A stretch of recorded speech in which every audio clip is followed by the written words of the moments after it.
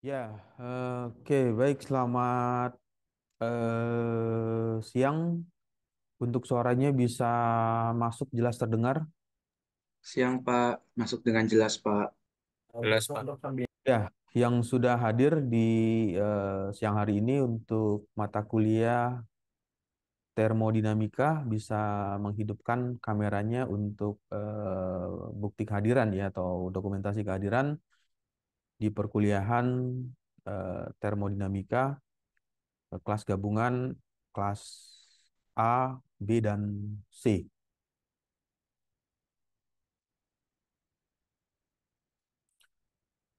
Nah, di pertemuan yang sebelumnya, yang minggu lalu, sudah dibahas mengenai pengertian tentang usaha, kerja, lalu hubungan antara usaha dan kalor yang menghasilkan kerja. Kemudian aplikasinya menggunakan eh, hukum kedua termodinamika.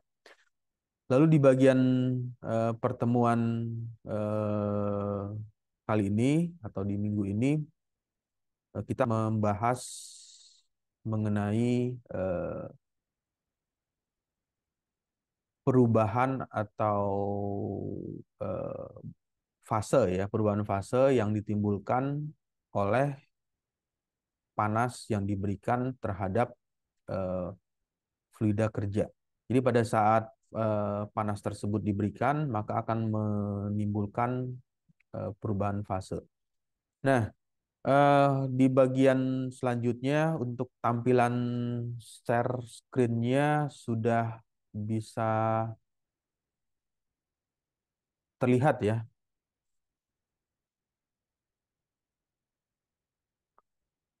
Untuk share screen-nya sudah keluar. Masih loading, Pak. Sudah, Pak. Sudah, Pak. Ya. Nah, ini adalah fase atau wujud ya. Fase itu sama saja dengan wujud atau bentuk saturated liquid atau yang biasa dikenal dengan cair jenuh. Apa yang dimaksud dengan cair jenuh adalah keadaan zat yang berada di kondisi transisi. Jadi ada proses perubahan antara wujud cair berubah ke dalam bentuk fase uap. Dengan kondisinya nilai tekanan dan suhu tertentu. Kemudian saturated liquid merupakan kondisi di mana cairan berada tepat di titik didihnya pada suhu tertentu yang sesuai dengan tekanan sistem. Nah, ini merupakan ilustrasi ya. Jadi di gambar ini bisa terlihat ya di gambar ini ada ilustrasi berupa sistem ya. Ini sebut saja ini sistem. Nah, di sistem tersebut ada wadah atau tempat ya, tempat yang di dalamnya itu berisi fluida. Fluidanya adalah fluida cair. Nah, fluida cair ini mengalami perubahan yang awalnya berupa liquid, cairan, berubah menjadi uap. Kenapa hal tersebut bisa mengalami perubahan? Karena diberikan eh, energi panas. Jadi ada energi panas inilah yang menyebabkan perubahan fase tersebut berubah menjadi eh, cair, berubah menjadi uap.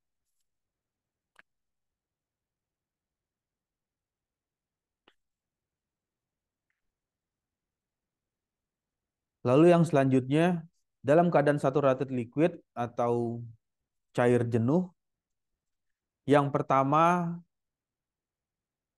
cairan tidak bisa menyerap energi panas tambahan tanpa mulai menguap. Nah, artinya ketika ini dengan kondisi liquid, cairan ya, dengan kondisi cair atau liquid, cairan tersebut tidak bisa menerima panas, panas yang diberikan oleh sumber panas ya, sumber panasnya itu dari nyala api, tidak bisa menyerap energi panas ke bagian dalam sini, ke dalam sistem, jika tidak mengalami perubahan. Jadi yang awalnya yang kondisinya dengan kondisi cairan harus berubah menjadi uap. Tujuannya supaya bisa menyerap energi panas. Kemudian kondisi ini dicapai ketika cairan berada pada suhu saturasi, yaitu suhu di mana cairan mulai mengalami perubahan. Jadi liquidnya, ilustrasinya berubah menjadi uap dengan kondisi tekanan yang mengalami perubahan. Jadi ada tekanan di bagian ini ya, di bagian ini juga mengalami perubahan tekanan. Jadi ada tekanan yang memberikan eh, arahnya itu ya tekanan ke atas, arah panahnya ini menyebabkan adanya perubahan tekanan. Kemudian tekanan dan suhu dalam keadaan cair, jenuh terkait satu sama lain oleh sifat zat tersebut dan tergantung pada jenis zatnya. Nah, ini juga dipengaruhi ya, berbeda eh, kondisinya ketika zatnya yang pertama fluida murni ya. Fluida murni itu ya tanpa campuran, misalnya air mineral atau air murni tidak dicampur dengan fluida yang lain. Nilai tekanan dan suhu itu akan mengalami perbedaan jika fluida tersebut dengan kondisinya adalah fluida yang sudah ada campuran. Ya, lalu yang berikutnya ini merupakan ilustrasi ya, ilustrasi dari gambar. Di sini ada penjelasan heat, ini panas, sumber panas yang bersumber dari nyala api atau uh, injeksi ya, injeksi berupa nyala api. Kemudian ada tekanan dan temperatur. Tekanan 1 atmosfer, temperaturnya 100 derajat Celcius. Nah, pada kondisi ini kondisinya sistemnya tertutup ya. Sistemnya tertutup. Dinamakan tertutup karena tidak ada massa yang bisa berpindah, massa fluida ya, massa fluida yang ada di dalam tersebut tidak bisa mengalami perpindahan ke lingkungan ataupun dari lingkungan masuk ke dalam sistem tersebut. Jadi tidak ada perpindahan massa. Yang terjadi adalah panas ya yang berpindah dari lingkungan masuk ke dalam sistem. Nah, di dalam sistem ini ada dua kondisi. Yang pertama saturated vapor dan saturated liquid. Ini ada cairan jenuh, ada uap jenuh. Jadi pada kondisi ini ada cair jenuh dan di bagian ini ada uap jenuh. Untuk kondisi saturated vapor atau uap jenuh, keadaan uap yang berada tepat kondisinya itu antara pada batas fase uap dan fase cair. Jadi kalau di ilustrasi gambar ini ya posisinya itu ada di sini. Ini adalah saturated vapor. Kemudian uap berada dalam kesetimbangan dengan cairan. Jika tekanan atau suhu sedikit berubah, uap akan mulai terjadinya perubahan fase lagi ya. Jadi yang awalnya uap, kalau misalnya tekanan atau suhunya mengalami perubahan, maka akan berubah menjadi embun. Nah, embun ini artinya akan berubah kembali menjadi liquid. Kemudian uap jenuh terbentuk pada suhu dan tekanan tertentu yang disebut dengan suhu dan tekanan saturasi atau saturated. Ini yang dimaksud dengan uap jenuh.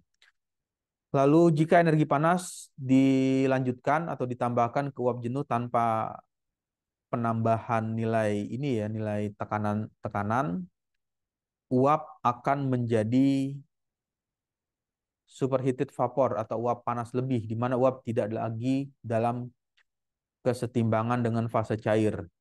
Sebagai contoh, uap air pada 100 Celcius dan tekanan 1 atmosfer adalah uap jenuh. Jika tekanan diturunkan atau panas diambil dari sistem, uap akan mulai berubah lagi fasenya menjadi liquid atau menjadi air yang cair lagi. Nah, ini adalah perubahan fase yang terjadi dikarenakan adanya energi panas yang diberikan kepada sistem ya. Ini merupakan sistem, jadi ada energi panas yang diberikan ke sistem. Lalu yang selanjutnya saturated liquid atau vapor mixture merupakan gabungan ya, uap campur. Di bagian ini kondisi fluida yang berada dalam keadaan campuran antara cair jenuh dan uap jenuh. Jadi posisinya itu ada di pertengahan sini. Jadi merupakan campuran. Ini adalah mixture-nya ya. Mixture itu campuran antara saturated vapor dengan saturated liquid. Nah, hal ini kenapa perlu diketahui? Yang pertama adalah untuk bisa memahami Rankine cycle atau siklus Rankine. Nah, siklus Rankine ini nanti aplikasinya digunakan untuk pembangkit PLTS ya, pembangkit listrik tenaga uap, pembangkit listrik tenaga uap. Nah, jadi ada sistem pemanas, kemudian fluidanya mengalami perubahan dari fluida cair berubah menjadi fluida uap yang mempunyai nilai tekanan yang tinggi dan temperatur mengalami peningkatan. Itu adalah kondisinya kondisi uap. Nah, uap inilah yang nanti dipergunakan untuk bisa memutar turbin. Turbinnya jenisnya adalah turbin uap. Jadi turbin uap tersebut terhubung dengan generator. Generatornya menghasilkan energi listrik. Nah, itu adalah proses pengubahan atau pengkonversian energinya. Jadi dari energi panas yang dihasilkan dari proses pembakaran, kemudian dari proses pembakaran tersebut menghasilkan perubahan fase ya, dari fase liquid berubah menjadi fase uap. Dari fase uap ini menghasilkan tekanan dan temperatur yang tinggi yang nanti bisa dipergunakan untuk memutar turbin. Lalu yang berikutnya, cairan jenuh merupakan kondisi ketika cairan berada di titik didih. Jadi kondisinya ada pada titik didih untuk nilai tekanan tertentu, tetapi belum mengalami perubahan.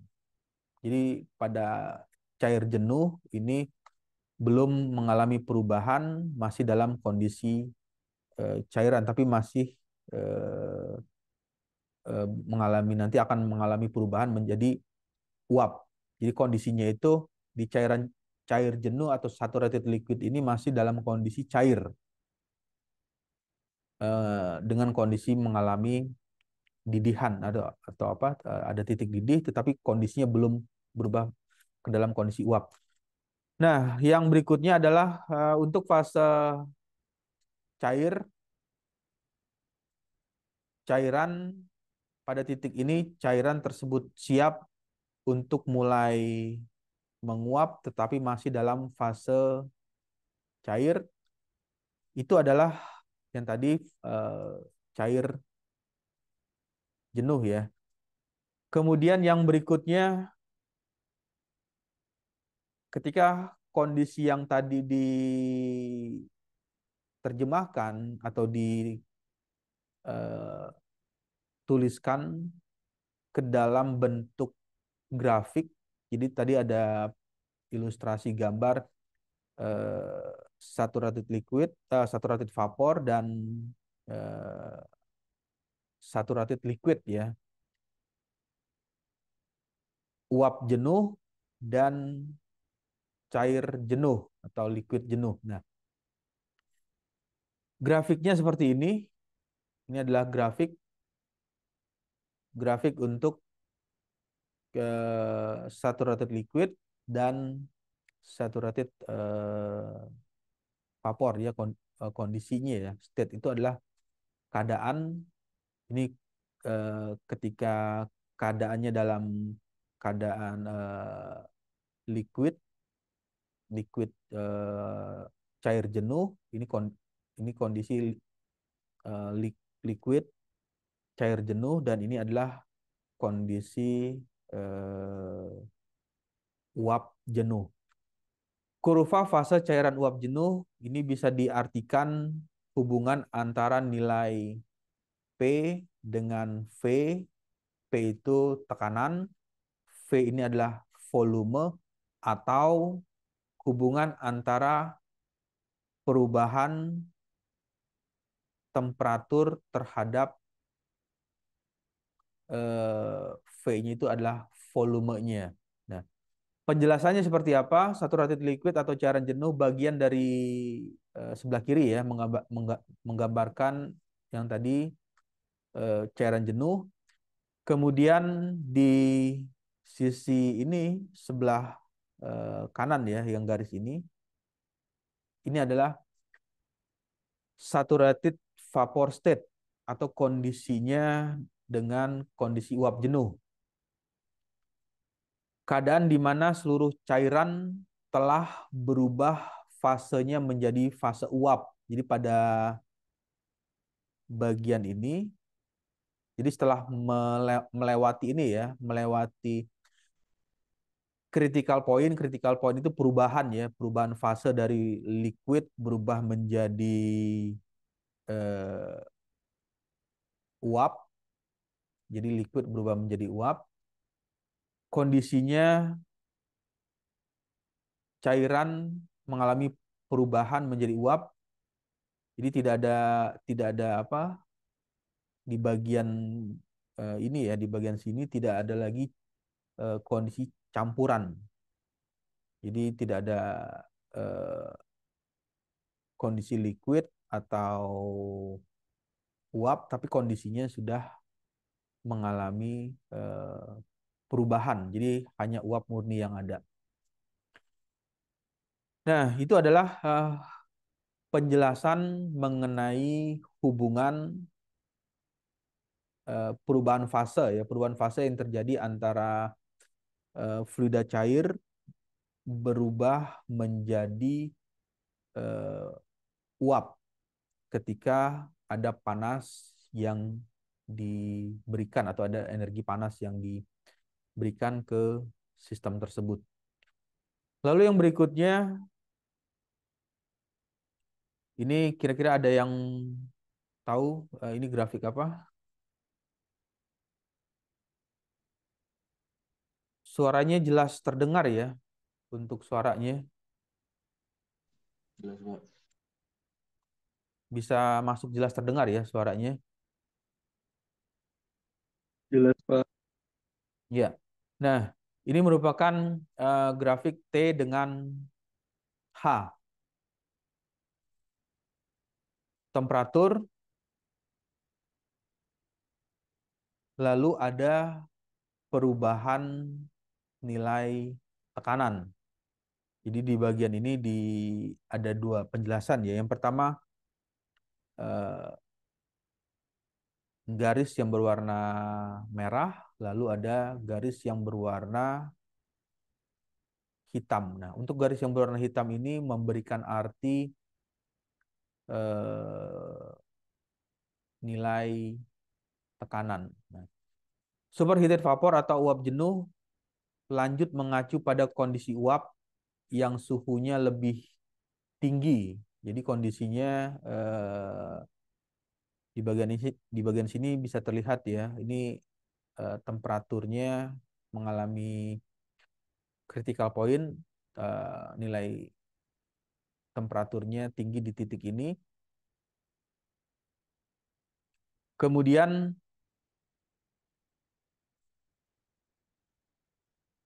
suhu lebih tinggi daripada suhu saturasi pada tekanan yang sama. Nah, di tekanannya sama itu kalau misalnya ini ditarik ke bawah ya, ini tarik garis ke bawah. Nah, di sini nilai eh, tekanannya dipergunakan atau di setting nilai tekanannya adalah sama tekanannya dengan kondisi yang konstan.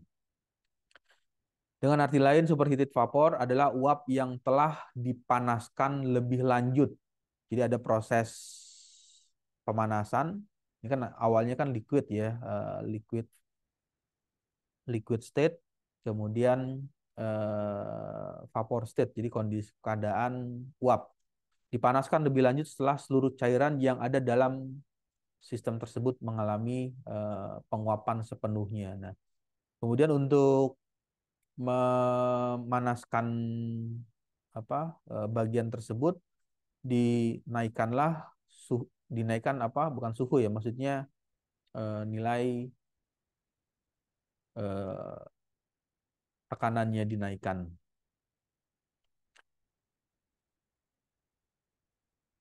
Nah, dari penjelasan gambar ini bisa diartikan mengenai hubungan T ini adalah temperatur, ini ya, sesuai dengan keterangannya. Temperatur dan H ini adalah entalpi. Nah, yang pertama, garis saturasi. Untuk garis hitam, di sini ada garis ya yang berwarna hitam. Untuk garis yang berwarna hitam itu garis mendatar pada diagram mewakili kondisi saturasi, yaitu kondisi di mana zat berada dalam keadaan liquid atau cair jenuh. Dan uap jenuh, di titik ini terjadi perubahan fase dari cair ke fase gas. Jadi ada mulai perubahan di garis ini ya. Jadi kalau ditarik ke atas ya. Nah, ditarik ke atas ini ada perubahan dari fase liquid berubah menjadi fase uap. Kemudian ada penjelasan mengenai nilai ini Hg ya. Ini Hg. Hg ini adalah nilai entalpi uap jenuh. Untuk nilai entalpi uap jenuh, titik pada garis jenuh di mana uap jenuh atau saturated vapor ya, di sini fasenya sudah berubah menjadi fase uap, terbentuk yang dijelaskan dengan indikasinya itu ada penjelasannya nilai entalpi untuk titik titik G Hg yang merupakan entalpi uap jenuh pada tekanan tersebut. Pada titik ini semua zat telah berubah menjadi uap. Jadi yang di titik sini, di titik ini fasenya sudah tidak berada fase liquid lagi. Kondisinya sudah mengalami perubahan menjadi fase uap. Fase itu artinya wujudnya ya. Jadi bentuknya itu sudah menjadi uap, tapi belum menjadi yang superheated. Belum menjadi superheated itu artinya panasnya paling tinggi. Jadi karena kondisinya di sini, karena kalau panasnya paling tinggi kan ada temperaturnya di sini. Jadi panasnya eh, tidak dengan kondisi yang super untuk panas, tapi fasenya sudah berada dalam fase uap. Jadi sudah fluidanya dengan kondisi uap dengan temperatur yang tidak superheated. Lalu yang berikutnya superheated vapor, uap yang berada di sebelah kanan ya, di bagian kanan ini dari Hg, berarti kalau ini adalah Hg, ini sebelah arah garis yang arah ke kanan. Berada di sebelah kanan dari Hg menunjukkan kondisi superheated vapor di sini ya, karena ada peningkatan suhu, naik naik apa temperaturnya meningkat ya, yang ini. Nah, dalam kondisi ini entalpi H lebih besar dari entalpi uap jenuh, sehingga dituliskan H lebih besar dari Hg, ini adalah Hg-nya, dan suhu uap lebih tinggi daripada suhu saturasi. Jadi suhu yang ada di ketika temperaturnya berada pada posisi ini, nilai suhunya lebih tinggi. Dan selanjutnya berubah menjadi uap sehingga dinamakan superheated. Nah, ini di sini ada perbedaan. Tadi ada belum ya, belum superheated, itu ada di titik sini. Tetapi ketika dia sudah ada di bagian ini sudah menjadi superheated. Nah, kenapa bisa menjadi superheated? Karena temperaturnya mengalami peningkatan atau mengalami perubahan. Kemudian untuk garis atau kurva yang berwarna pink atau berwarna merah menunjukkan jalur peningkatan suhu. Jadi ada penjelasan jalur peningkatan suhu ketika tekanan dijaga konstan. Ini tekanannya misalkan dijaganya konstan 0,5 di bagian ini, terus sebelum 0,5 ya, karena ini 0,5 berarti di bawah 0,5 dijaga konstan. Lalu nilai H-nya mengalami peningkatan atau nilai entalpinya mengalami peningkatan, juga dilanjutkan dengan suhu yang mengalami penambahan. Nah, kondisi superheated tercapai ketika melewati garis ini. Garis ini ya. Garis Hg ya. Ini adalah garis Hg. Jadi ketika ini adalah tekanan konstan ya. Tekanannya konstan, tidak mengalami perubahan, tapi setelah melewati bagian titik ini, yang titik ini, nilainya kondisi superheated tercapai ketika melewati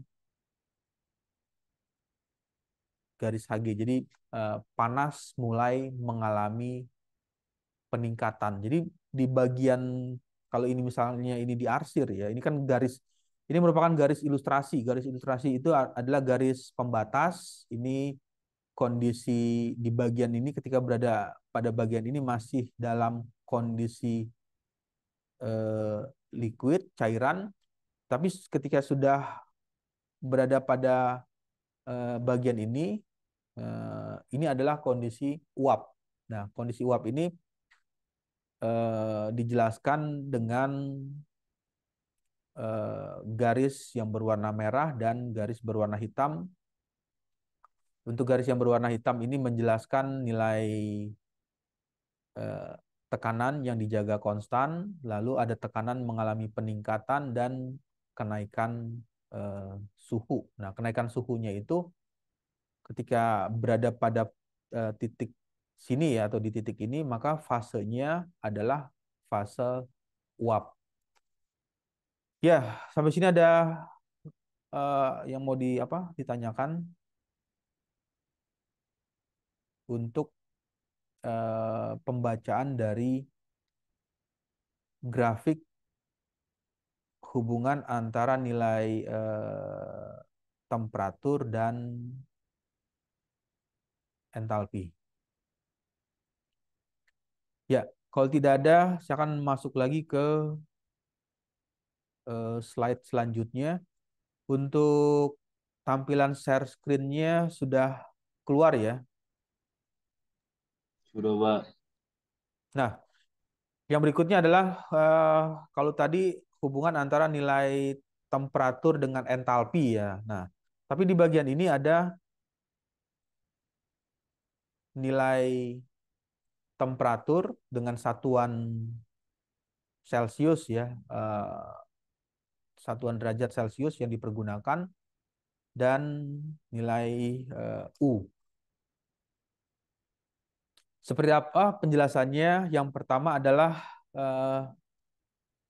di bagian ini terjadi kompresit ya. Kompresit itu artinya perubahan volume liquidnya itu dikasih tekanan.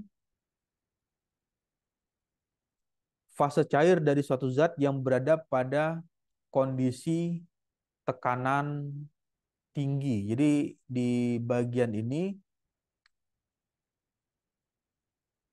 fasenya adalah kondisinya cairan, berupa cair tetapi diberikan nilai tekanan. Tekanan lebih tinggi daripada tekanan saturasi untuk suhu tertentu. Lalu cairan ini tidak berada dalam kondisi siap untuk menguap karena tekanannya lebih tinggi. Jadi pada saat bagian tersebut terjadi, cairan ini tidak berada dalam kondisi eh, yang dari kondisi liquid siap untuk mengalami perubahan menjadi fase uap karena tekanannya lebih tinggi. Jadi kondisi fluidanya tidak mengalami kondisi yang siap untuk mengalami perubahan fase walaupun tekanannya lebih tinggi dari yang dibutuhkan untuk bisa mengalami perubahan fase uap tersebut. Lalu bagaimana penjelasannya untuk kondisi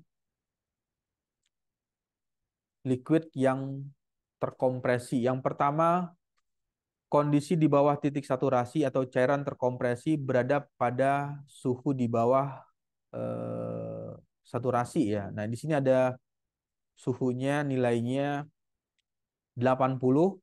Ini adalah penjelasannya, nilai suhunya 80 derajat Celcius. Untuk tekanan yang diberikan artinya meskipun dipanaskan, jadi dipanaskan atau ditambahkan energi panasnya, cairan belum mencapai suhu di mana proses penguapan tersebut bisa terjadi. Nah, walaupun jadi panasnya ditambahkan, fluidanya bisa belum mengalami perubahan.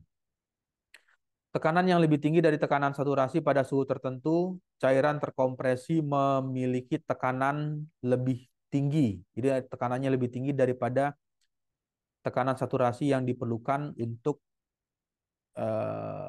perubahan fase menuju ke fase penguapan. Nah, ada beberapa sifat termodinamika yang terjadi karena ditimbulkan cairan terkompresi yang berada dalam keadaan transisi. Sifatnya itu seperti bagaimana nilai perubahan entalpi, kemudian ada perubahan entropi ya. Entropi itu susunan dari partikel dengan perubahan, dan volume spesifik. Volumenya bisa mengalami perubahan, apakah volumenya terjadi pembesaran atau mengembang, atau volumenya mengalami pengecilan.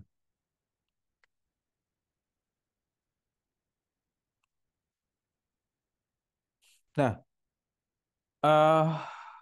aplikasi dari penggunaan di grafik ini grafik hubungan nilai T dan U. Aplikasinya dipergunakan untuk pembangkit tenaga uap. Jadi banyak ya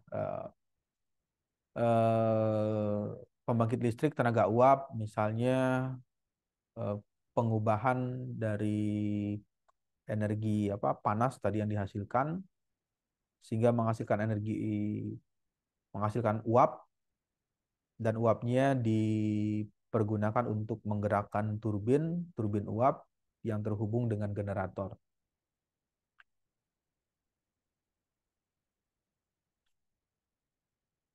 Lalu bagian selanjutnya adalah penjelasan mengenai closed system atau sistem yang tertutup. Ini sistemnya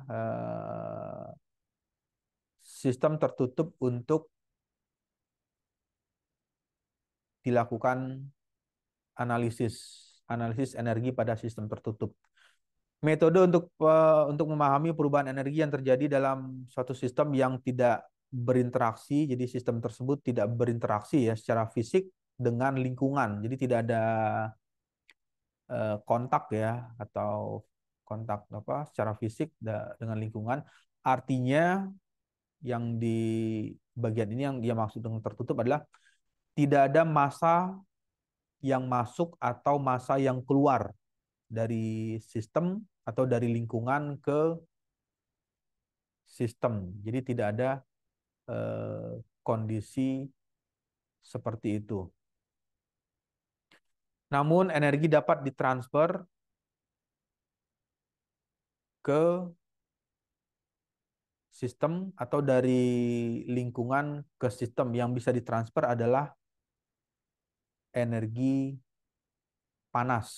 Nah, ini yang dimaksud dengan closed sistem yang tertutup. Sistem tertutup itu ya yang di termodinamika ini yang bisa ditransfernya itu ya adalah energi panasnya. Jadi energi panas dari lingkungan masuk ke sistem, atau dari sistem panasnya dipindahkan ke lingkungan.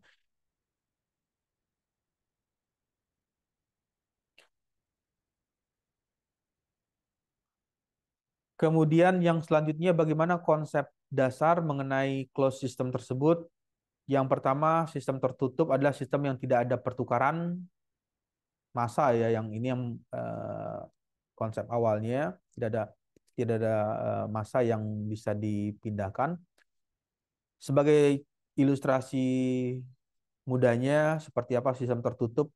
Ya, contohnya ada pada piston kendaraan ya, atau kendaraan bermotor kan, misalnya kendaraan roda 2 ya, atau sepeda motor itu ada piston atau yang bagian untuk fungsinya untuk apa, menggerakkan secara mekanik, nanti terhubung dengan kendaraan yang nantinya bisa memutar roda pada kendaraan tersebut. Nah, di bagian ini contoh sederhananya piston di dalam silinder. Lalu untuk closed system ini mengacu ke hukum pertama ya. Hukum pertama dari termodinamika yang menjelaskan bahwa energi tidak diciptakan atau dimusnahkan, hanya dikonversikan. Dikonversikan itu artinya dirubah bentuknya. Yang dirubah adalah dari energi panas, kemudian dikonversikan menjadi energi kinetik atau energi gerak. Lalu yang selanjutnya untuk sistem tertutup, persamaan hukum pertama ini teorinya ya, teori dari penjelasan hukum pertama termodinamika. Jadi energi yang masuk itu teorinya itu energi yang masuk harus sama dengan energi yang keluar. Nah, kalau misalkan ini adalah delta U dan Q ini adalah kalor dan ini adalah usaha atau kerja ya, work, simbolnya W, usaha.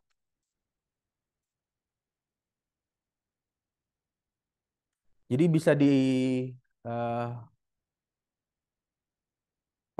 mengenai teori tersebut, ada perubahan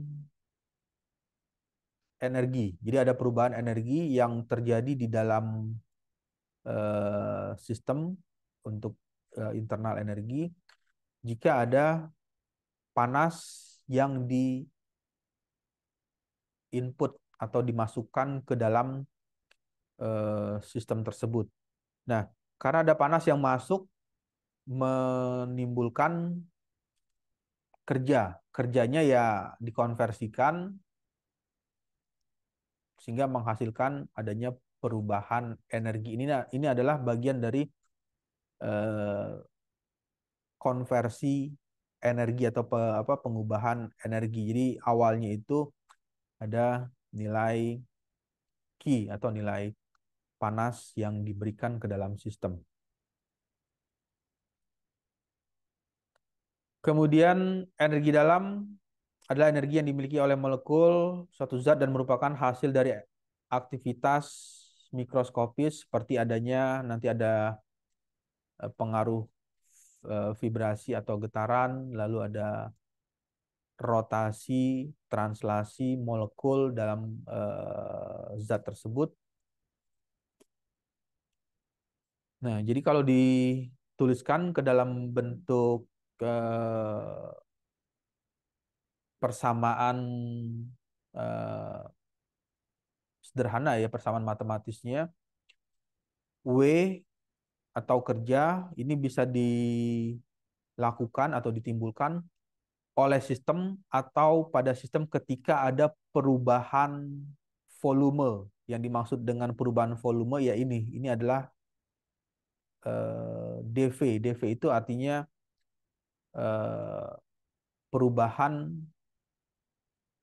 volume. Perubahan volumenya artinya ya volumenya bisa mengalami pembesaran, mengembang volumenya, atau volumenya mengalami pengecilan, penyusutan. Dan adanya nilai perubahan tekanan. Jadi tekanannya ketika volumenya mengembang dan mengecil ini menimbulkan tekanan. Dalam sistem tertutup, bentuk kerja yang umum adalah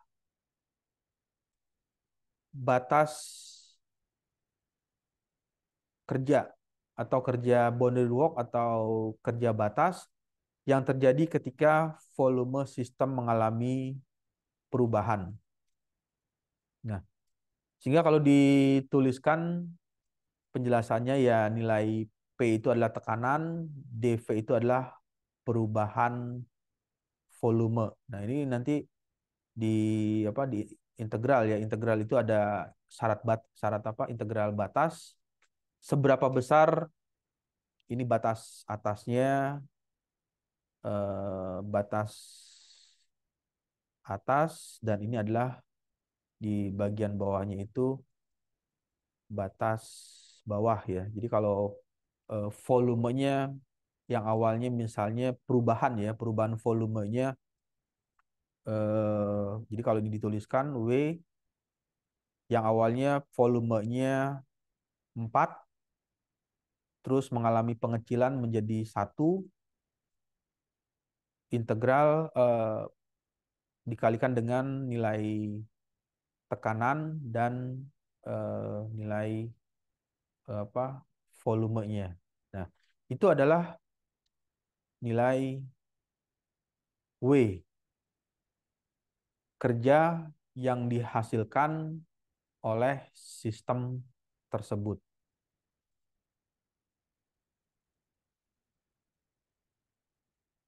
Selanjutnya untuk persamaan energi untuk sistem tertutup, ini masih menceritakan sistemnya close ya, close sistem atau sistem tertutup. Secara keseluruhan, analisis energi sistem tertutup dapat diringkas dalam persamaan di hukum pertama, termodinamika. Delta U sama dengan Q min W. Dalam hal ini ada beberapa proses yang dilewati ya, bisa terjadi dalam kondisi isotermal, isokorik, atau kondisi adiabatik. Seperti apa penjelasannya? Untuk kondisi isotermal ya sesuai dengan namanya ya, iso itu artinya sama. Iso, jadi kalau mendengar ada kata iso itu artinya sama. Thermal adalah panas. Jadi suhunya panas atau suhunya sama atau suhunya konstan, tidak mengalami perubahan. Jadi tidak ada perubahan energi di dalam delta U sama dengan 0, sehingga bisa dituliskan Q sama dengan W. Lalu untuk kondisi isokorik ini iso itu sama ya, sama. Korik itu adalah volume. Jadi volumenya sama. Volumenya sama atau sama saja dengan artinya volumenya konstan. Tidak ada perubahan volume. Jadi tidak ada perubahan volume sehingga dituliskan W sama dengan 0. Sehingga nilai Q-nya sama dengan delta U. Lalu bagaimana dengan kondisi yang adiabatik? Untuk kondisi yang adiabatik,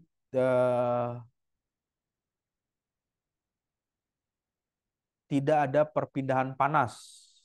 Nah, di bagian ini tidak ada perpindahan panas itu maksudnya kondisinya terisolasi. Jadi panas yang ada dari lingkungan tidak bisa masuk ke dalam sistem, atau dari panas yang ada di dalam sistem tidak berpindah ke lingkungan. Ini adalah proses adiabatik, tidak ada perpindahan panas, sehingga bisa dituliskan Q sama dengan 0 menjadi delta U sama dengan min W. Jadi itu adalah proses adiabatiknya.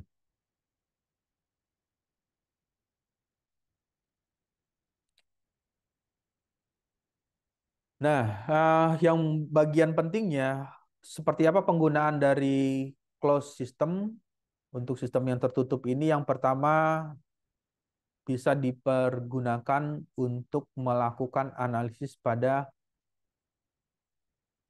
motor bakar. Motor bakar itu ya eh, ya ini sering kali digunakan ya, kendaraan bermotor R2 atau R4, roda 2 atau roda 4 itu adalah bagian dari motor bakar, bahan bakar eh, premium atau pertalite atau premium atau pertamax itu adalah bagian dari motor bakar.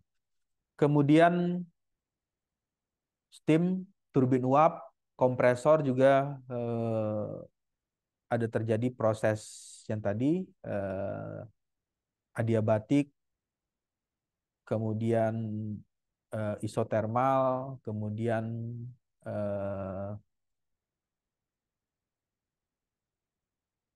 kondisi tersebut merupakan bagian yang seringkali terjadi di kompresor.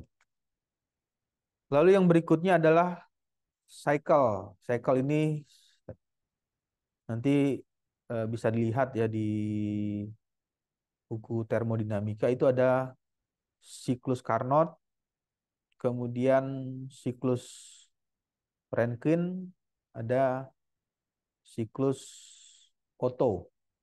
Ini kalau Otto ini biasanya untuk motor bensin ya, motor bahan bakar apa bensin menggunakan siklus Otto.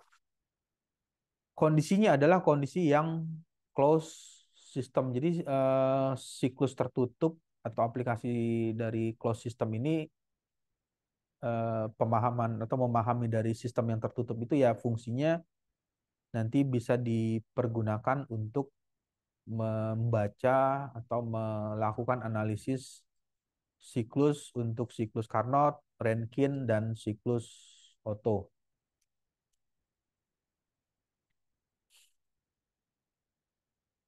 Sampai bagian ini ada diskusi atau ada yang mau ditanyakan?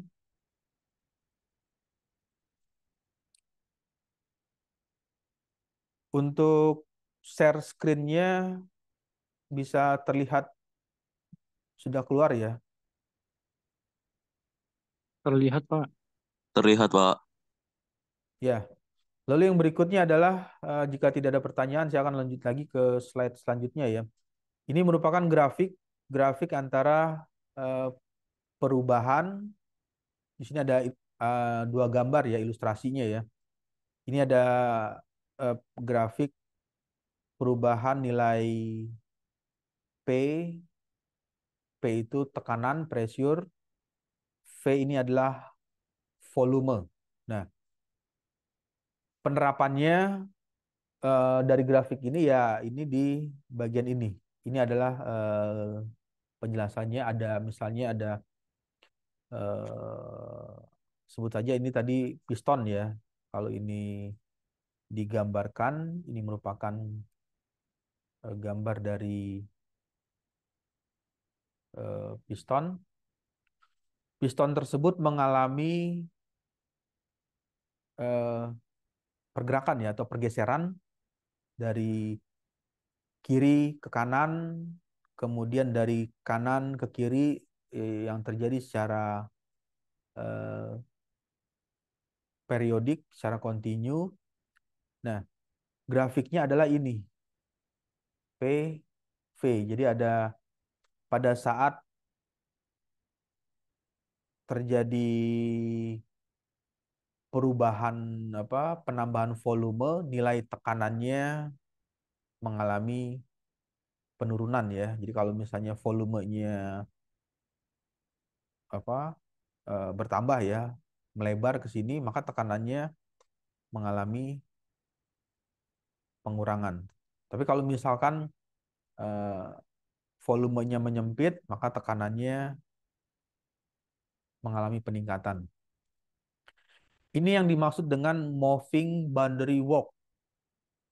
Move itu artinya bergerak, boundary walk kerja. Jadi ada siklus yang menjelaskan pergerakan batasan untuk boundary-nya. Istilah yang digunakan untuk menggambarkan kerja yang dilakukan oleh atau pada sistem ketika mengalami terjadi perubahan volume. Jadi ketika terjadi perubahan volume, ini dinamakan dengan moving boundary work, terutama pada sistem tertutup. Ini terjadi pada kondisi yang closed system dengan dinding yang dapat bergerak. Jenis kerja ini dikenal sebagai dengan penamaan PV ya. P dan V atau pressure berbanding dengan nilai volume kerja karena terkait langsung dengan perubahan tekanan dan volume sistem. Persamaannya seperti apa? Ya persamaannya ini persamaan matematisnya ya. W itu adalah usaha, WB sama dengan integral V2 V1, batas atas dengan batas bawahnya V2 per V1, P dikali dengan dV. Nah, itu adalah perubahan nilai volume yang menimbulkan adanya kerja. Untuk penjelasan masing-masing dari persamaan tersebut, WB adalah boundary work, P-nya adalah nilai tekanan. Jadi kalau melihat nilai ini ya, nah ini adalah nilai tekanan. Tekanan yang bekerja pada sistem. Jadi kalau misalnya kondisinya itu ada ini ada nilai P ya. Nah, ini di sini P ya tinggal ditarik garisnya, tarik garis ya. Jadi kalau ini garis putus-putus, nah berarti kalau ini ditarik ke atas, ditarik ke atas di sini, lalu ditarik ke sini. Nah, ini adalah nilai P-nya. Berapa nilai P-nya? Nah, misal kalau nilai P-nya nanti ya tinggal dituliskan di sini. Kemudian untuk V2 dan V1. V2 dan V1 itu adalah batas atas dengan batas bawah. V2-nya ada di bagian ini dan V1-nya ada di sini. V2 dan V1. V2-nya nilainya berapa nilainya? Jadi kalau ditarik garisnya ya nanti tinggal dimasukkan nilainya. Nilai di titik ini berapa nilainya dan nilai yang ada di titik ini. Itu adalah nilai volume untuk bagian perubahan volume. Jadi nanti bisa dihitung berapa besar nilai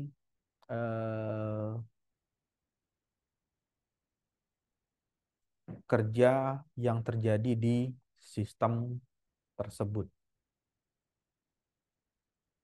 Mudah ya untuk memahami dari penjelasan gambar ini seperti apa kerja yang terjadi di sistem yang tertutup.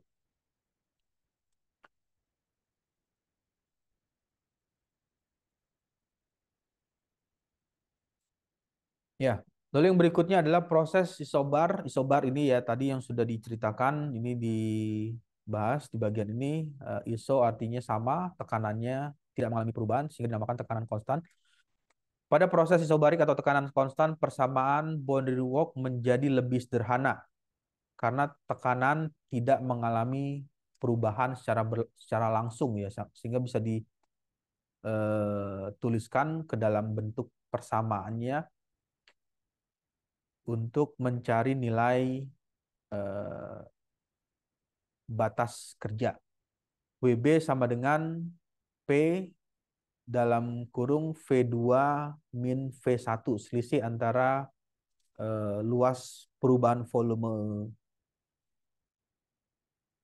ketika mengembang dikurang volume ketika mengalami penyempitan atau volumenya mengecil. Lalu yang berikutnya, contohnya pemuaian gas di bawah tekanan konstan. Jadi contoh dari bagian ini, bagian tekanan konstan isobarik itu, pemuaian gas di bawah tekanan konstan menghasilkan kerja positif. Nah, ini merupakan gambarnya. Jadi pada saat ada perubahan volume ya, misalnya ini adalah ilustrasi dari ini adalah V1, kemudian ini adalah V2. Jadi pada saat volumenya yang awalnya berada di bagian ini awalnya di sini ya, di garis ini, garis titik-titik ini, kemudian berubah menjadi di sini, ini artinya terjadi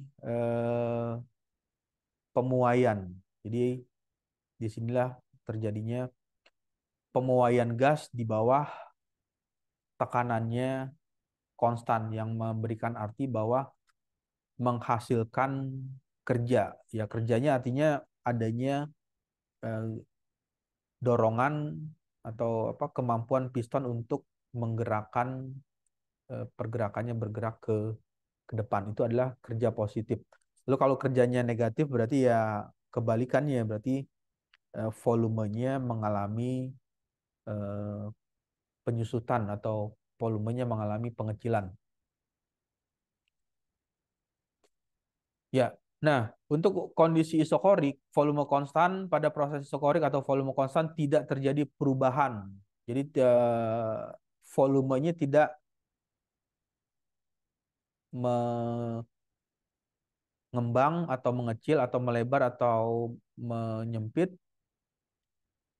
Volumenya konstan, tidak terjadi perubahan sehingga tidak ada kerja. Nah, ini yang terjadi. Jadi kalau pada saat kondisi isokorik atau volume konstan, maka tidak ada kerja yang dihasilkan karena nilainya WB-nya sama dengan 0.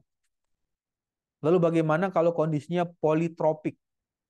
Politropik merupakan kasus hubungan antara adanya perubahan tekanan dan volume mengikuti bentuk yang dinyatakan P V pangkat N sama dengan nilainya konstan, di mana nilai N itu adalah indeks nilai politropik untuk proses politropik. Jadi bisa dihitung ya dengan persamaan berapa besar nilai WB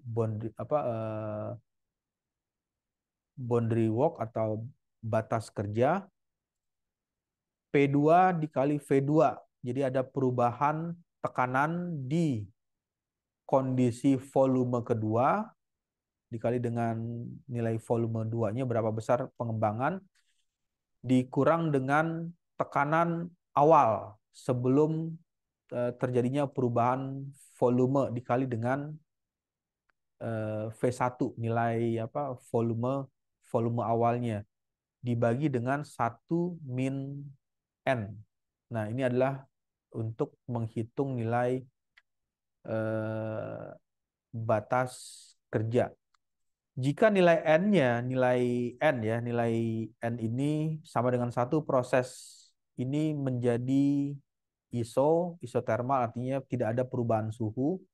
Suhunya konstan, tidak mengalami perubahan, dan kondisi kerja harus dihitung dengan menggunakan logaritma karena hubungan antara tekanan dan volume ini mengalami perubahan. Nah, seperti apa persamaannya nanti kita bisa lihat di bagian selanjutnya ya. Nah, kita akan bahas dulu mengenai konsep dari boundary work atau eh, batas kerja. Dari grafik yang ditampilkan ada grafik yang menjelaskan nilai eh, tekanan, kemudian ada nilai volume. Ini V1 dan V2 itu adalah volume, perubahan volume ya, perubahan volume pada kondisi awal dan kondisi selanjutnya. Boundary work adalah usaha yang dilakukan sistem ketika ada perubahan volume. Jadi pada saat sistem tersebut mengalami usaha, maka maka akan terjadi perubahan volume.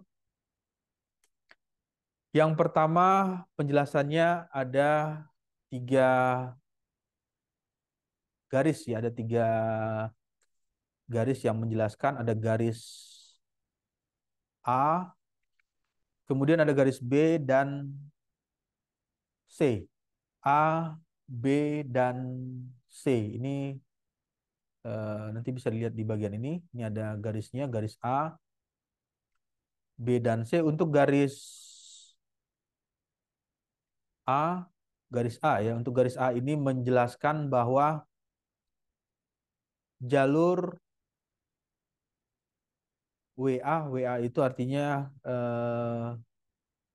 kerja pada garis A dengan energi yang dihasilkannya itu adalah 10 kilojoule, memberikan arti bahwa proses yang terjadi menghasilkan kerja sebesar 10 kilojoule memiliki luas terbesar dibandingkan dengan garis yang lain. Jadi garis A ini luas ya dibandingkan dengan garis yang lain, garis B atau garis C, yang memberikan arti bahwa sistem melakukan pekerjaan paling besar pada lingkungan. Jadi ada penjelasan di bagian ini, ada pekerjaan paling besar pada lingkungan. Nah, jadi kalau misalnya sistem tadi memberikan kerja, berarti dia memberikan kerja terhadap lingkungannya. Ya kerjanya itu ya dalam arti ya usaha yang dikeluarkan terhadap lingkungan. Jadi memberikan energi kinetik, daya dorong ke lingkungan. Proses A mungkin menggambarkan proses di mana tekanan menurun secara perlahan seiring dengan terjadinya peningkatan volume. Jadi dari titik 1 menuju titik 2 ini, dari 1 ke 2 ya. Ini tekanannya tinggi di titik 1, tetapi volumenya mengalami penurunan, sedangkan nilai volumenya mengalami peningkatan.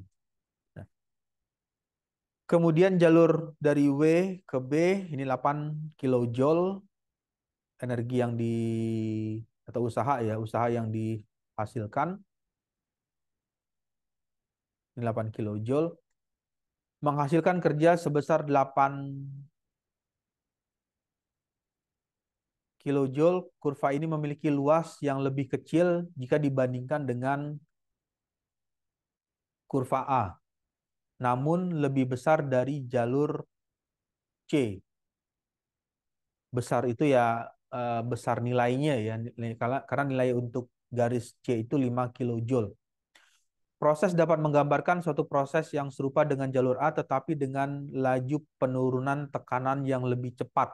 Nah, ini bisa dilihat di bagian ini tren garisnya, kecenderungan atau bentuk garis yang dihasilkannya itu penurunannya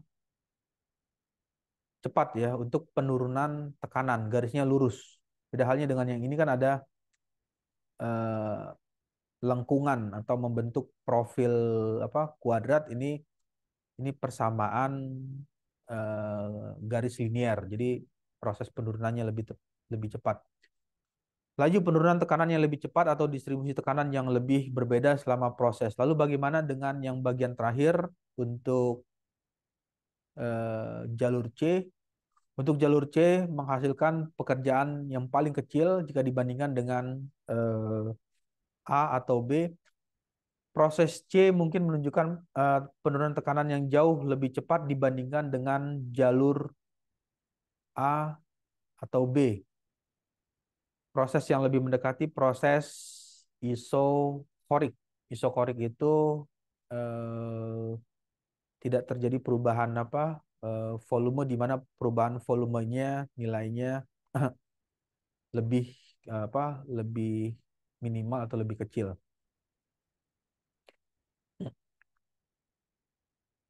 Kemudian yang selanjutnya kondisi isothermal compression pada gas ideal. Proses termodinamika di mana gas tersebut mengalami kompresi atau dimampatkan dengan menjaga kondisi suhunya konstan. Jadi di bagian isothermal compression ini suhunya dijaga konstan karena suhu tidak berubah, sehingga proses ini mengikuti pendekatan dari teorinya hukum Boyle ya, yang di pertemuan minggu lalu sudah dibahas seperti apa hukum Boyle tersebut. Nah, ini adalah prinsip dasar dari proses isotermal. Pada proses isotermal, suhu sistem dijaga konstan, yang berarti bahwa energi dalam gas ideal juga tetap konstan. Persamaan yang dipergunakan untuk kondisi ini, P dikali dengan V. P itu merupakan tekanan, V ini adalah volume, berapa besar nilai volume yang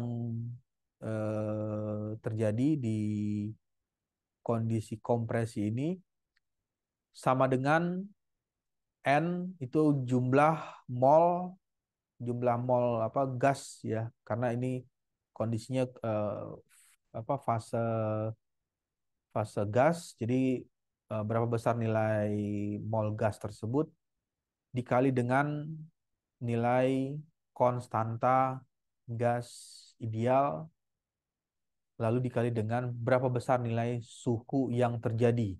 Suhunya ya pada saat suhu konstan tersebut. Suhunya berapa nilainya. Itu adalah perbandingan antara PV, hubungan antara nilai PV berbanding dengan R dikali T dikalikan dengan berapa banyak jumlah mol gas. Ya, oke, baik, sampai sini ada pertanyaan atau ada yang mau ditanyakan?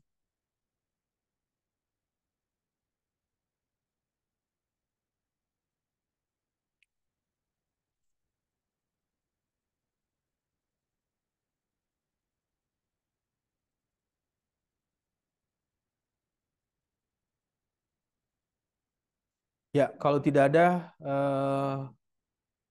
pertanyaan,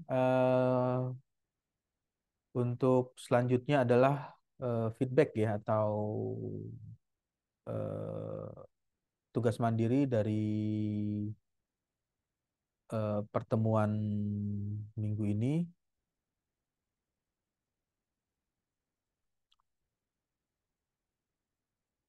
Untuk share screen-nya sudah bisa mulai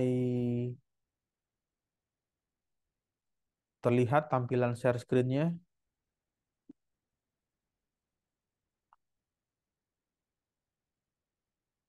Ini ntar saya Loading, Pak. konfirm lagi.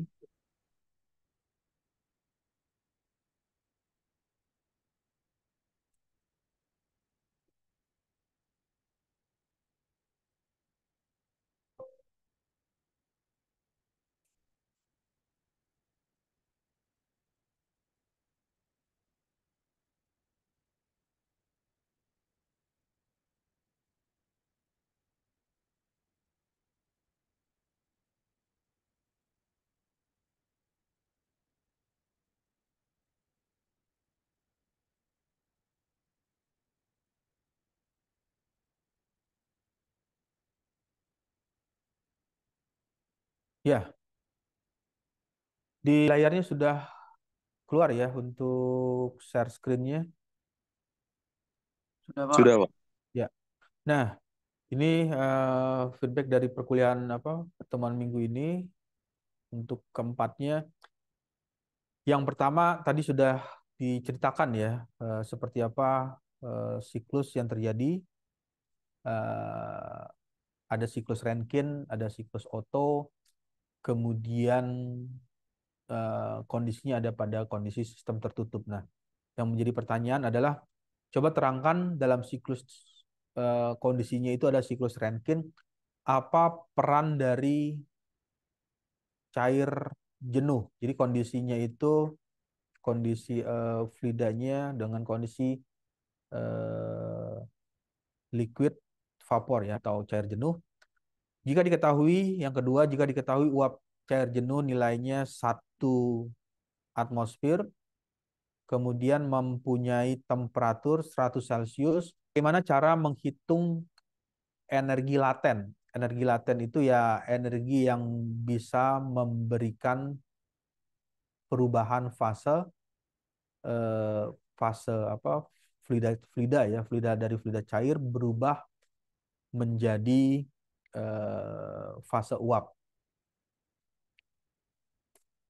Lalu yang selanjutnya adalah yang berikutnya, yang ketiga,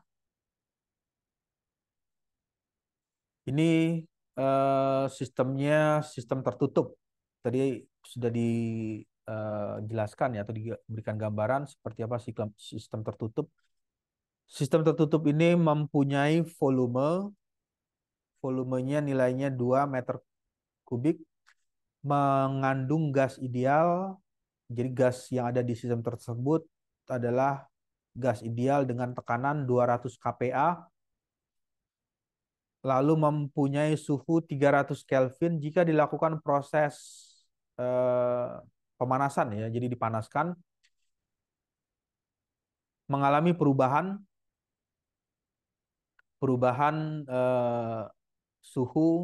suhunya yang awalnya 300 Kelvin meningkat menjadi 600 Kelvin. Hitung perubahan energi dalam. Jadi yang ditanyakan tadi ada penjelasan delta U ya di slide sebelumnya. Seperti apa delta U? Perubahan energi dalam delta U gas tersebut. Jika nilai asumsi gas ideal yang dipergunakan dengan kapasitas panas spesifik volumenya, nilai CV-nya 0,718 kilojoule per kilogram Kelvin dan massa dari gas tersebut nilainya adalah 5 kilogram. Ya. Lalu yang berikutnya ada piston bentuknya silinder. Umumnya piston itu bentuknya silinder tertutup. Jadi kondisinya siklus sistem tertutup ya. Sistem tertutup berisi ada fluida udara dengan massa 3 kilogram, suhu yang di dalam sistem tersebut 350 Kelvin. Udara dipanaskan secara isotermal. Di sini ada kata iso ya. Jadi ada proses termodinamika, kondisinya isotermal. Isotermal itu ya temperaturnya konstan hingga volume mengalami perubahan yang awalnya volumenya 1 meter kubik mengalami perubahan menjadi 2 meter kubik. Hitung kerja yang dilakukan selama proses terjadi. Jadi selama proses perubahan dari volume dari 1 meter kubik menjadi 2 meter kubik itu berapa kerja yang terjadi dengan menggunakan nilai asumsi nilai R atau konstanta gas idealnya 0,287 kilojoule per kilogram Kelvin. Lalu yang berikutnya adalah ini masih cerita tentang sistem tertutup sama karena tadi banyak dibahas ya mengenai sistem tertutup dengan nilai kapasitas panas yang diketahui nilai CV-nya 0,718 kilojoule per kilogram Kelvin. Ada massa gas tersebut 4 kilogram. Gas didinginkan yang awalnya dari 500 Kelvin lalu terjadi penurunan suhu 300 Kelvin. Pertanyaan, hitung perubahan energi dalam sistem tersebut. Kemudian yang keenam, ini ada piston juga sama, bentuknya silinder, 1 kilogram, uap air. Kalau tadi gas, ini uap air, suhunya 200 Celcius. Uap air ini mengalami proses pendinginan, jadi ada penurunan suhu ya. Kalau ada kata proses pendinginan, berarti ada penurunan suhu yang volume tetap hingga suhunya 100 derajat Celcius. Yang awalnya 200 berubah menjadi 100 Celcius. Menjadi pertanyaan, hitung berapa besar perubahan energi di dalam sistem tersebut, delta U ya, perubahan energi menggunakan data properties uap tersebut untuk uap air. Nilai U1-nya 2550 kJ per Kelvin, kemudian U2 2107 kJ per kilogram. Lalu yang berikutnya, sebuah sistem tertutup tadi menggunakan uap air, sekarang sistemnya menggunakan gas. Gasnya gas ideal dengan tekanan 100 kPa, tekanan gasnya 100 kilopascal, volume awalnya 0,5 M pangkat 3 meter kubik dan suhu awal 400 Kelvin. Gas dipanaskan secara isokorik hingga tekanan mencapai 200 kPa, kilopascal. Hitung kerja. Jadi yang ditanyakan nilai W, work-nya ya, nilai kerja atau work yang dilakukan sistem selama proses tersebut. Lalu yang selanjutnya sebuah piston, di situ ada piston dengan silinder berisi pada tekanan 150 kPa jika volume gas mengalami peningkatan dari 0,2 meter kubik menjadi 0,5 meter kubik. Hitung berapa kerja yang dilakukan gas selama proses tersebut. Lalu yang selanjutnya, gas dalam sistem untuk piston yang berbentuk silinder mengalami proses pemuaian dengan tekanannya konstan. Jadi tekanannya konstan, yang awalnya volume gas 0,1 berubah menjadi 0,4. 0,1 meter kubik berubah menjadi 0,4 meter kubik. Hitung kerja yang dilakukan selama beroperasi. Lalu yang selanjutnya ada sebuah gas atau sistem ya, sebuah gas dipanaskan pada tekanan 200 kPa, kilopascal, sehingga volumenya mengalami peningkatan atau perubahan dari 0,25 meter kubik menjadi 0,75 meter kubik. Hitung berapa usaha yang dilakukan gas pada lingkungan tersebut. Nah, yang ditanyakan usaha yang dilakukan oleh gas tersebut terhadap lingkungan.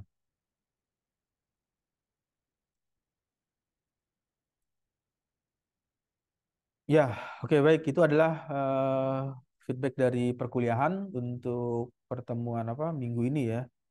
Nanti bisa baca lagi teorinya di e-book atau di buku yang dikirimkan untuk mata kuliah termodinamika. Kemudian untuk absensi kehadiran nanti jangan lupa melakukan input di Google Classroom untuk absensi kehadiran kelas besar ya, mata kuliah termodinamika kelas A, kelas B, dan kelas C.